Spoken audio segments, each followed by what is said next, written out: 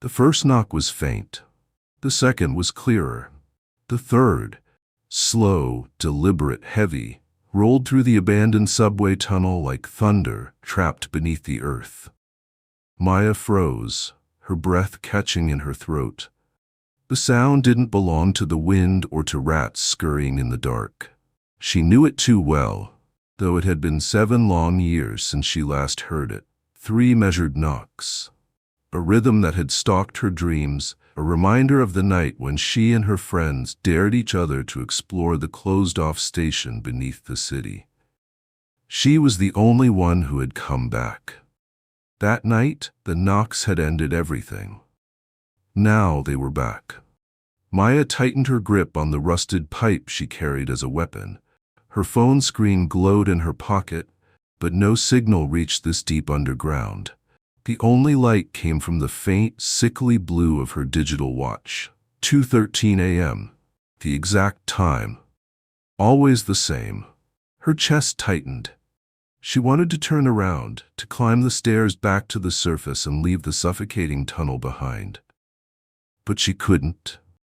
Not when the knocks had returned. Not when they seemed to call for her.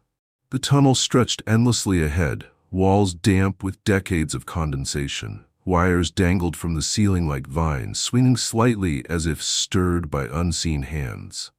The air smelled of iron and mildew. The knocks came again. This time, they weren't echoing from ahead. They came from everywhere. From the concrete beneath her boots, from the cracked tiles on the walls, from the heavy steel doors that lined the tunnel. Then silence. Maya swallowed, throat dry. Her fingers trembled as she lifted the small flashlight from her backpack and flicked it on. The thin beam sliced through the darkness, illuminating broken rails and scattered debris. That's when she saw it. At the far end of the tunnel, a door of rusted iron. She remembered it from before. The night she lost her friends. They had dared each other to open it. Inside, the darkness had moved. It had taken. And now, from the gap beneath that door, came a voice. Soft, sibilant, like a hiss that slithered directly into her bones. Open up. Her skin crawled. Every instinct screamed at her to run, but her legs were locked. The voice was followed by a scraping sound, nails or claws dragging along the inside of the door. The knocks resumed, louder, more insistent. The entire door rattled in its frame, dust sifting from the ceiling with every impact. Maya lifted the flashlight higher. The shadows didn't behave as they should. They stretched too long, curling along the walls, sliding toward her like oil spreading across water. She gasped and swung the light around desperately. Wherever the beam touched, the shadows hissed, shriveling back like scorched flesh. The light flickered. The battery was dying. No, she whispered. The door banged once more. Louder, closer. And then, behind her, a voice. Don't open it. Maya spun, heart hammering. A man stood just beyond her flashlight's reach, half swallowed by the dark. His coat was long, stained with soot and dust, and in his hands he carried an old revolver that gleamed faintly. His face was hard, weathered, his eyes sharp with the kind of alertness that came from years of surviving in dangerous places. "Who are you?" Maya demanded, forcing strength into her shaking voice. "Name's Jaren," he said gruffly. His gaze flicked past her to the iron door. "You hear the knocks, don't you? Then it's already chosen you." "Chosen?" she echoed. Jaren stepped closer, until his features came into the weak circle of her flashlight. His eyes were haunted, but fierce. "That thing behind the door, it's not just a monster. It's a curse. It ties itself to blood, follows it through generations. You didn't choose it, but your blood did." Maya shook her head, her pulse roaring in her ears. "No, that's impossible. I've never—" "You wouldn't know," Jaren cut her off. "Not until it came knocking. Once you hear it, there's no going back." The words lodged in her chest like shards of ice. She wanted to deny him, but the truth was in the rhythm of the knocks, in the way they seemed to vibrate through her bones. Jaren reached into his coat and pulled out a small leather-bound book. Its cover was cracked, the pages yellowed and fragile. Strange symbols were etched into its surface, symbols that made her stomach twist just to look at them. "This book holds what little we know," Jaren said, thrusting it into her hands. "Answers, rituals, warnings, but it's as dangerous as it is helpful. Read carefully, if you value your mind." Maya's fingers trembled as she held it. The leather felt warm, almost pulsing, as though it were alive. A sound split the air, sharp and jagged, a shriek too high-pitched to be human. Maya's blood ran cold.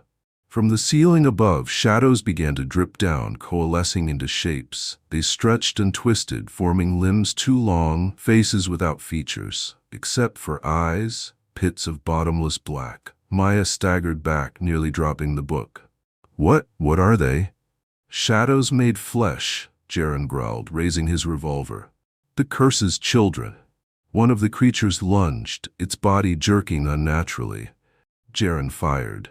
The gunshot echoed like thunder in the tunnel, and the thing recoiled, a hole burning through its form. But it didn't fall, it simply screeched and lunged again. "Light," Jaren barked. "Use your light." Maya swung the flashlight toward the creature. The beam cut across its face and it shrieked, stumbling back, its form sizzling where the light touched it. Her hope surged for a moment, until the flashlight flickered again, dimmer now, weaker. The creatures hissed, circling, dozens of them emerging from the walls, the floor, the ceiling. Maya's watch glowed on her wrist.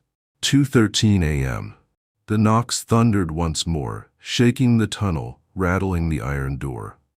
Maya's voice cracked as she whispered, "What happens if it gets out?" Jaren's jaw tightened. "Then it doesn't stop. Not until it's taken every last piece of you." The shadows shrieked and surged forward. Maya clutched the book, raised the flashlight, and braced herself for the fight of her life. The tunnel exploded in chaos. The creatures lunged from every angle, shadows twisting into pale, gaunt forms with eyes like pits. Maya swept her flashlight in frantic arcs, the beam hissing against their flesh, but the battery faltered, stuttering in weak flashes. Each flicker let the darkness surge closer. "Keep it steady," Jaren barked, firing another round. His revolver thundered, tearing into one of the shadow things. It reeled, screeching, then dissolved into black smoke. But 3 more replaced it. Maya's back hit the damp wall. The book slipped in her sweaty hands, its leather cover throbbing faintly. She almost dropped it, until the pages flared with a strange heat, as if reacting to the creatures. A corner of text glowed faint blue, symbols rearranging themselves before her eyes.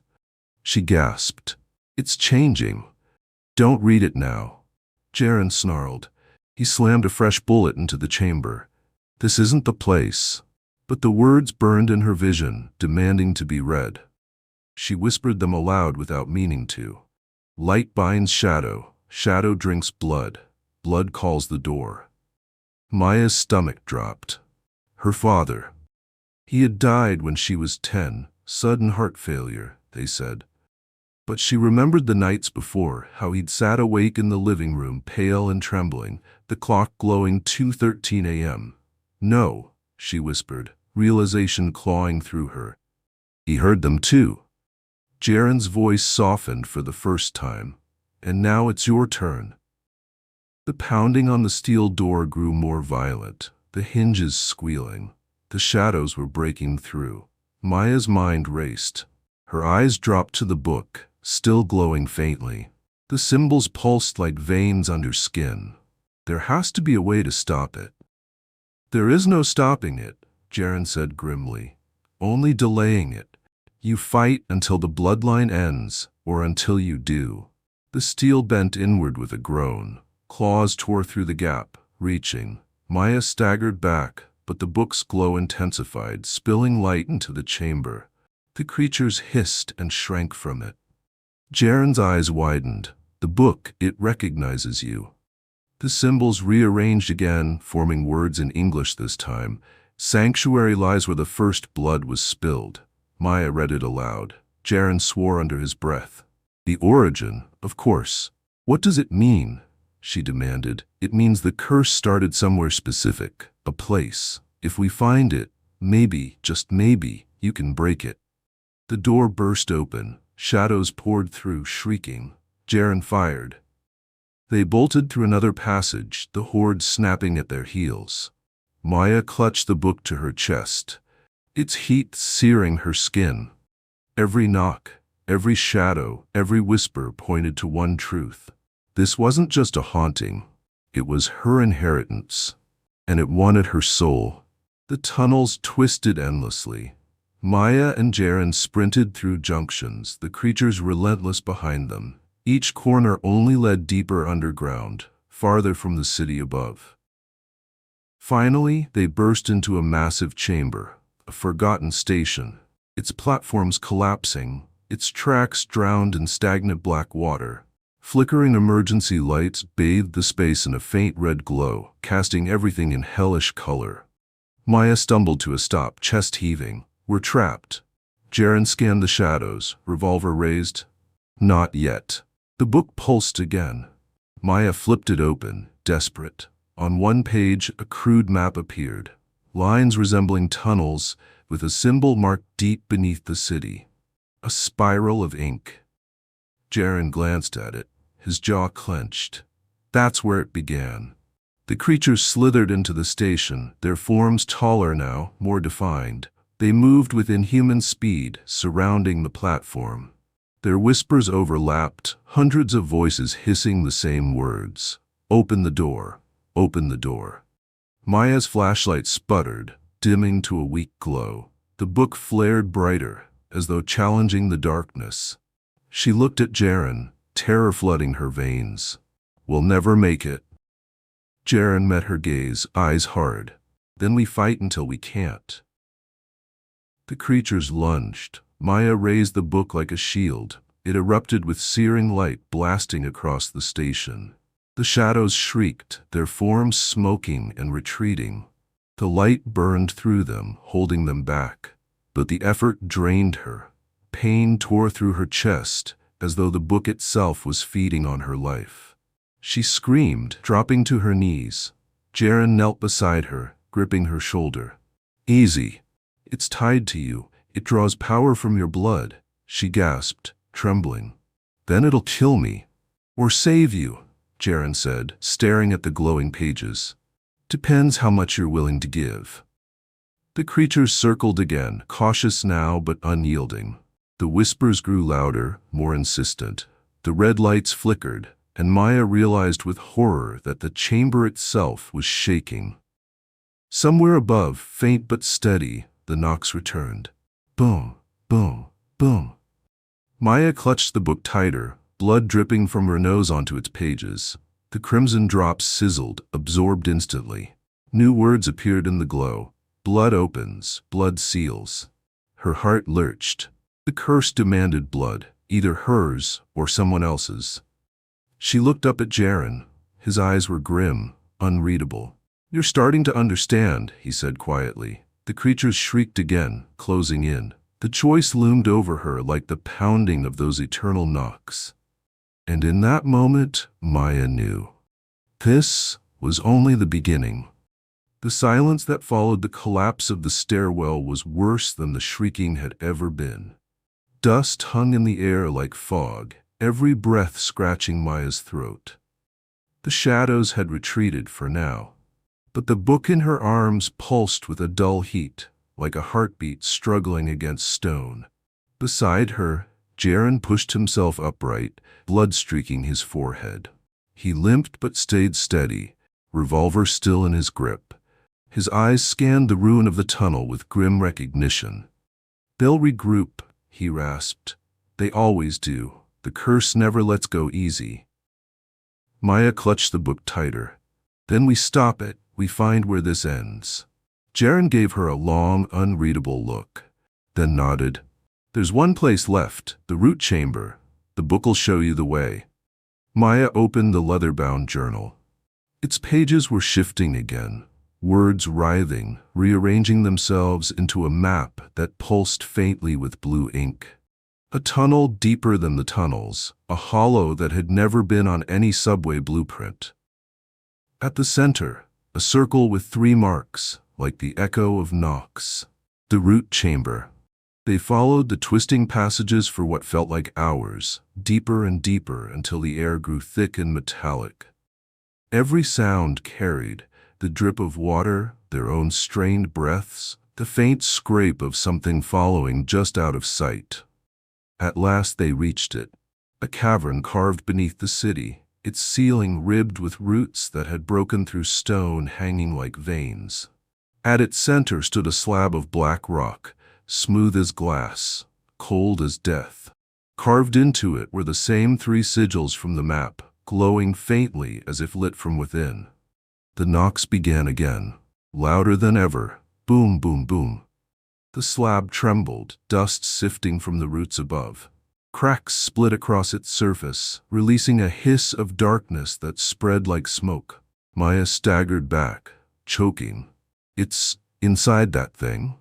Jaren's face was pale but resolute, the heart of the curse. "It's where it nests. We destroy this, we kill it, or it kills us." Before Maya could reply, the shadows surged. They poured from the cracks in the slab, erupting into dozens, then hundreds of writhing forms. Limbs too long, mouths stretched too wide, eyes like pits of midnight. The chamber filled with their shrieks. Maya swung her flashlight, the beam cutting them back, but it sputtered, dim and weak. She knew it wouldn't last. The shadows pressed closer, testing, circling. "Read the book," Jaren roared, firing shot after shot into the horde. Each bullet tore through a body of darkness, buying seconds, not victories. "There's a ritual, there has to be." Maya flipped frantically through the writhing pages. The words twisted, some blurring into gibberish, others snapping into sharp clarity. Then she found it. The rebirth rite. The text crawled into focus, symbols burning in her vision. Her blood, her voice, her will. The curse fed on lineage, her lineage. If she wanted to sever it, she had to give it something in return. Not just words. A sacrifice. The shadows closed in, their claws raking the stone just feet away. Jaren shouted, his revolver empty now, swinging the weapon like a club. He was being dragged down, swallowed by the tide. Maya's watch flickered in the gloom. 2:12 a.m. The last minute, the last chance. She bit down hard on her lip until blood welled, dripping onto the pages. The book drank it, the words flaring like fire. She began to chant, her voice trembling but gaining strength with each syllable. The slab shuddered, the cracks widened. From within, something immense stirred, knocking once more, so powerful the cavern itself seemed to lurch. Boom! Roots split from the ceiling. Stones rained down. The shadow children screamed. Boom! The ground split beneath her feet. Darkness surged like a wave, trying to drown her words. She screamed louder, forcing the chant through burning lungs. Boom! The slab exploded. From its shattered core rose the thing itself, taller than the chamber, faceless but crowned with writhing horns of shadow, its body a mass of churning darkness. Its presence crushed the air, filled every corner, pressed against her skull like a scream she could never silence. The curse. Its voice was every knock she had ever heard, echoing all at once. "You are mine." Her body faltered, knees buckling under its weight. Blood streamed from her nose, her ears. The chant faltered. Then Jaren, bleeding, broken, shoved himself into its path. His revolver useless, his strength gone, but his voice raw and furious. "She isn't yours," he roared. "She never was." The creature struck him aside like paper. He slammed against the roots, crumpled, unmoving. "No!" Maya screamed. Rage, grief, terror, all of it ignited inside her. She felt the book pulsing, felt its hunger for more blood, more sacrifice. She pressed her hand to its open pages, dug her nails into her palm, and let the blood pour. The words roared through her, not spoken but screamed by her soul. The chamber blazed with light, not from her flashlight, long since dead, but from within her. Her bloodline had carried the curse, but it carried fire too. Generations of resistance, of survival, of those who had endured the knocking but never surrendered. The light struck the creature. It shrieked, its form unraveling, smoke and shadow ripping away, its horns shattered, its body split. It clawed at the air, desperate to hold on. The knocks thundered again. Faster now, frantic, like fists beating against a coffin. Then silence. The curse collapsed in on itself, a whirlpool of shadow sucked into the shattered slab, screaming as it went. The chamber shook violently, but the darkness was gone. Maya fell to her knees, the book slipping from her bloody hands. It lay silent now, its pages blank, the pulsing gone. Her watch glowed faintly. 2:14 a.m. The time had passed. The knocking had stopped. She forced herself up, legs trembling, and staggered toward Jaren. He was slumped against the roots, chest rising shallowly, eyes half-lidded. "You did it," he rasped. A ghost of a smile touched his lips. "I told you. It had chosen you, but you chose back." "Stay with me," Maya begged, pressing her hands to his wounds. But his eyes were already dimming, his breath fading. "Keep the light," he whispered, and then he was gone. The chamber was quiet. The roots hung still. The book lay at her feet, blank as bone. Maya picked it up, her hands trembling. For the first time since childhood, she could no longer hear the knocks. But deep in her chest, where the fear had lived for years, she knew the truth. Curses never died completely. They waited, and one day, somewhere, for someone else, the knocking would return.